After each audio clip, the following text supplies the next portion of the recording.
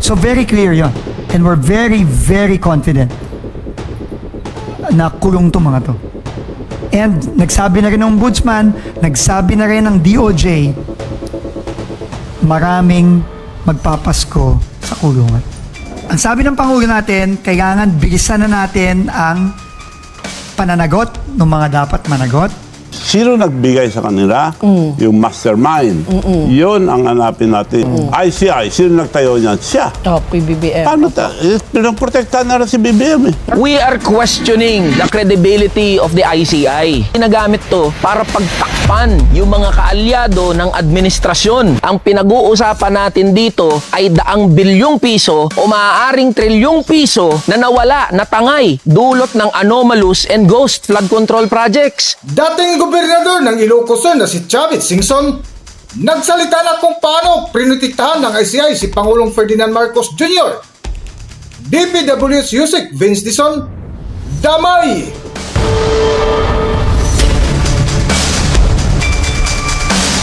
Welcome back to Kaakibat TV. Trending at mainit ngayon na pinag-uusapan sa mundo ng social media ang binitiwang salita kahapon ni DPWH Yusek Vince Dizon na tila nagyabang at confident pa na maraming magpapasko sa loob ng kulungan na sangkot sa kontrobersya ng anomalyang flood control projects. Ngunit nang banggitin ni Vince Dizon kung sino ay maraming tumaas ang kilay.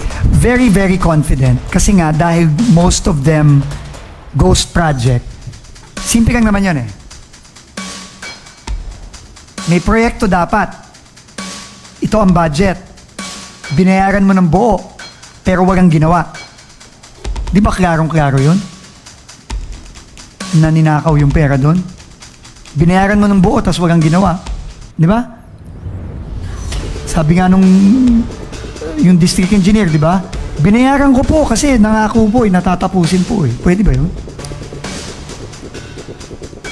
So very clear yon. And we're very, very confident na kulong to mga to. And nagsabi na rin ng Ombudsman, nagsabi na rin ng DOJ, maraming magpapasko sa kulungan. As for the number, well, pwede naman nating i-compute yun eh. Yung sa Bulacan, 26 yun. Yung sa yung sa Mindoro, siguro, ilan yun? Mga labing lima ata yun. Yung sa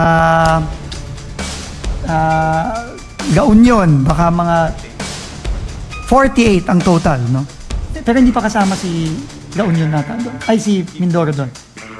DPWH pa lang pala yun. 48 na yun. 48 na yun. DPWH pa lang yun. Siyempre, may mga contractor pang iba.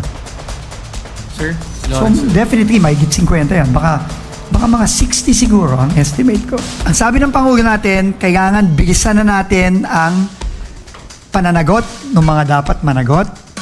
Kaya nga, makikita nyo ngayon lahat ng mga ahensya from ICI to the Department of Justice, to the Ombudsman, all other agencies, NBI, Solgen, AMLAC, no, everyone is all working together, kasama ang DPWH, para panagutin lahat ng mga dapat managot. At sa tingin ko, base na rin sa mga usapan namin ng ICI at ng Ombudsman, no, I think hindi na magtatagal at yung unang kaso na final natin noong September 13, malapit nang i-file at dahil doon, makikita nyo na yung mga unang mga tao na makukulong na, no? At sabi ko nga, tingin ko marami-rami ang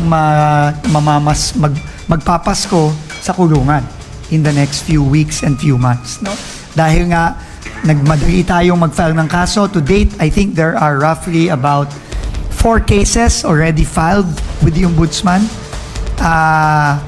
Yung Bulacan na unang final natin na 26 na katao, kasama yung 20 taga DPWH at 6 na kontratista, kasama ang mga Diskaya, ang Wawaw, ang Sims, etc.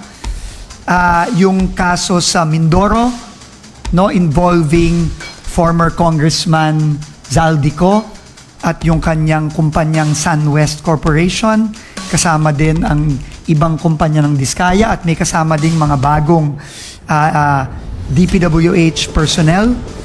Yung kaso sa La Union involving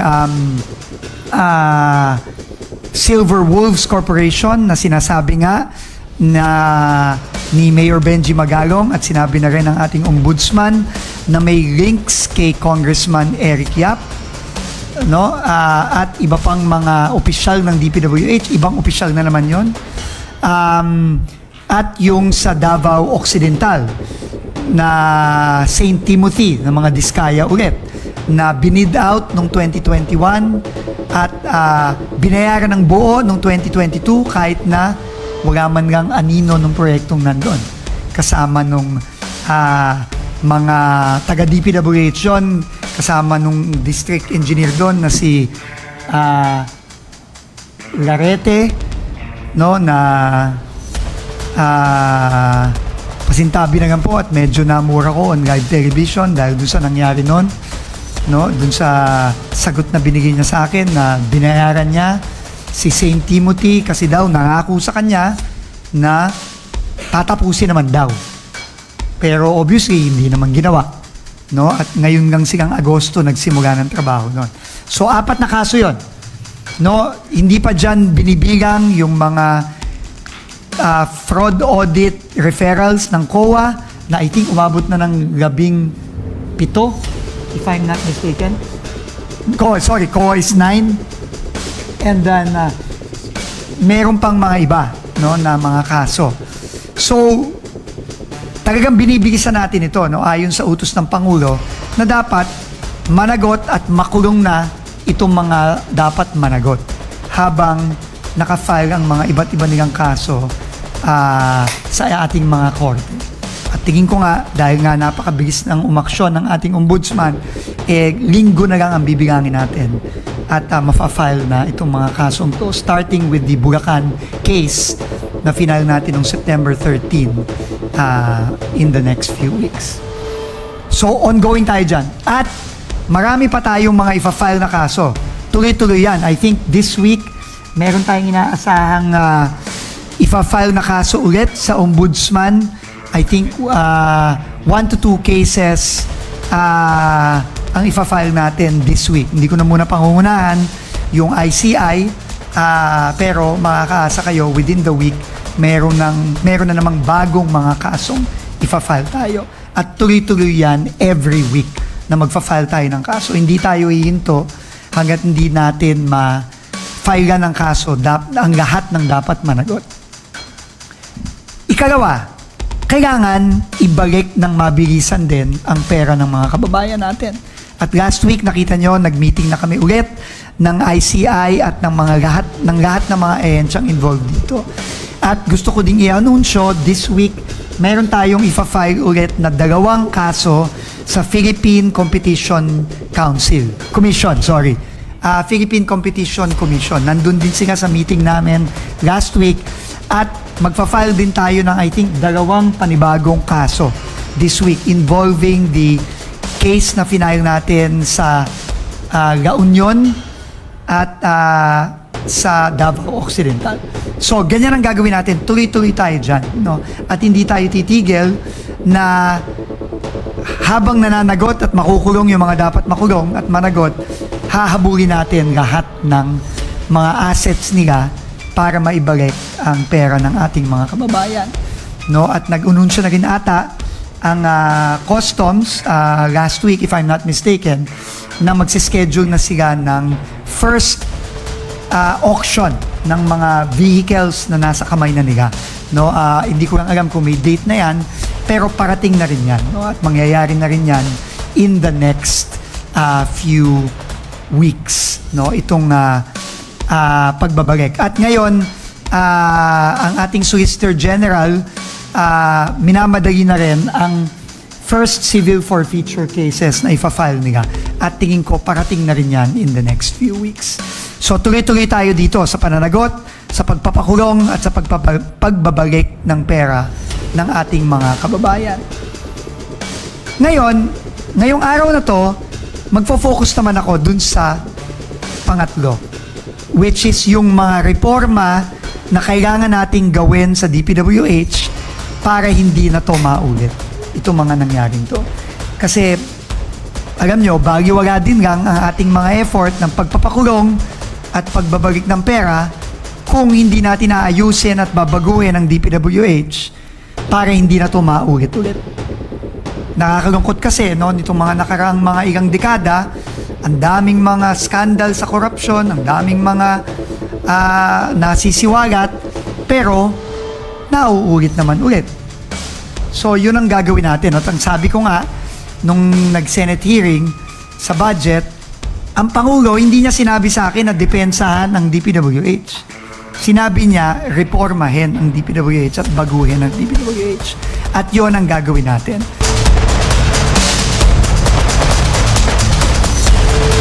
Kung matatandaan itong nakalipas na linggo ay unang naglabas ang ICI ng listahan sa mga taong kakasuhan na sangkot sa iskandalo ng flood control na kung saan maraming netizens ang dismayado dahil taliwas ito sa mga pangalan ng mga tao na kanilang inaasahan. Isa nga dito ang hindi natuwa ay ang dating gobernador ng Ilocos Sur na si Chavit Singson na kung saan diretsahang sinabi nito na protektado ng ICI si Pangulong Ferdinand Marcos Jr. And marami po nagtataka, bakit bigla nyo pong kinakalaban ang ating Pangulo? Eh pareho naman po kayong mga batang Ilocano. Ano po nangyari? Bakit kayo nagka-falling out? Bakit kayo nagkaroon ng tampuhan? Kayo na po magkwento. It's complicated ho ba? O paano? Ano ba yung nangyari sa love story po ninyo? LQ sila. Palagi ko hindi na kami maghahalikan. Ay, hindi na. Bakit Wala naman nang po? halika. Bakit po Buti si pa si Manny Pacquiao, naghalikan na kami. naghalika? Oo yun, nga. good. Parang Arab, naghalikan na kami lahat. Ito po talaga nakita niyang never? Never say Never never. say Palagi ko never. wala na Bakit dahil po? na Kaya nga, ano sobra naging na ugat? ang ginawa ngayon, ang corruption na issue ngayon, ito na ang pinakamalaking parang sistematikong sinadya. Mula pag-upo niya, inumpisa na nila hanggang 3 taon lang 500 mahigit na bilyon ang binigay sa flood control lang. Pero trillion lang. Almost lahat ng departamento may grappling corruption. Almost lahat. So, ito lang, flood control, doon mo na makikita. Kaya marami nang puputok na yan noon, kaya nilaglag na yung mga kasama niya. Sino mga kasamahan po niya? Do you recall yung zona, sinabi na, mahiya naman kayo. Opo. May magsasabi na kasi hindi na mapigil sa dami ng project. Because they claim to have 9,800 project. Sumisigaw na may mga ibang probinsya, ay inunahan niya. Gusto niya siya pang hero. Pero lahat yan, walang mangyayari yan kundi naprubahan. Ang GAA or yung National Expenditure, walang lalabas yan kundi niya i-review muna, aprubahan niya. Opo. So, nung review niya, tinanggalan lang niya ng yung 500 billion, tinanggalan niya ng 29 billion. So, meron pang natirang 400 Almost 470 billion. 70 Tiwan, billion oo. na pinagpipiestahan ngayon yung mga contractor. But anyway, lahat yan, hindi ko masisi yung mga contractor. Ang sinisisi ko dyan, sino nagbigay sa kanila? Yung mastermind. Yun ang hanapin natin. ICI, sino nagtayo niyan? Siya. Oh, PBBM. Paano pinoprotektahan na rin si BBM eh. Ayaw pa ipakita sa TV. Pero ila-live stream na po ho daw. Daw, pero wala pa. Let's wait and see. Isa lang ang hiningi ko, matagal na. Ilabas ang Ilocos Norte, hanggang ngayon wala. Pati sa Senado, hindi pinapakita. Why? Kasi yun ang baluarte niya. Yan ang balawarte niya. Para malinis siya, bago magbintang, unahin niya ang probinsya niya. Tapos kami lahat, imbestigahan, no exception. Pa yun, maniniwala tayo.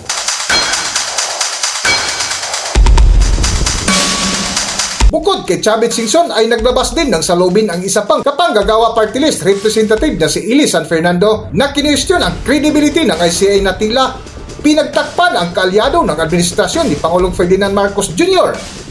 Para sa buong kwento, Narito ating panoorin ang video. We are questioning the credibility of the ICI. Ginagamit to para pagtakpan yung mga kaalyado ng administrasyon. O ayan mga boss, dahil hindi naman natin nakikita at nalalaman kung anong pinaggagawa dito sa ICI, pumunta tayo dito mismo para magsumite ng urgent appeal na i-livestream ang lahat ng proceedings ng Independent Commission for Infrastructure. Sa halip na magbigay ng sagot, puta, nangyayari, mas maraming tanong at kalituhan ang nangyayari dulot ng ICI. Bakit kanyo? Bakit kasi tinatago? Hindi natin alam kung anong pinag-uusapan at anong nangyayari doon sa loob ng proceedings. Ang pinag-uusapan natin dito ay daang bilyong piso o maaaring trilyong piso na nawala, natangay, dulot ng anomalous and ghost flood control projects. Matter of public interest yan. Karapatan nating malaman kung ano ang nangyari at saan napunta ang pera nating mga manggagawa at ordinaryong Pilipino. Halimbawa, sinabi ng ICI, wala daw sila nakikita na direktang koneksyon o link sa mga politiko. Ang nakikita lang nila yung mga kontraktor at mga engineer. Talaga ba? Sinong pinagluloko nyo? Kahit under oath, pinagsasabi na ng mga kontraktor, ng mga district engineer na meron silang kasabwat na mga senador, mga congressman. Tapos sasabihin nyo, walang direktang koneksyon.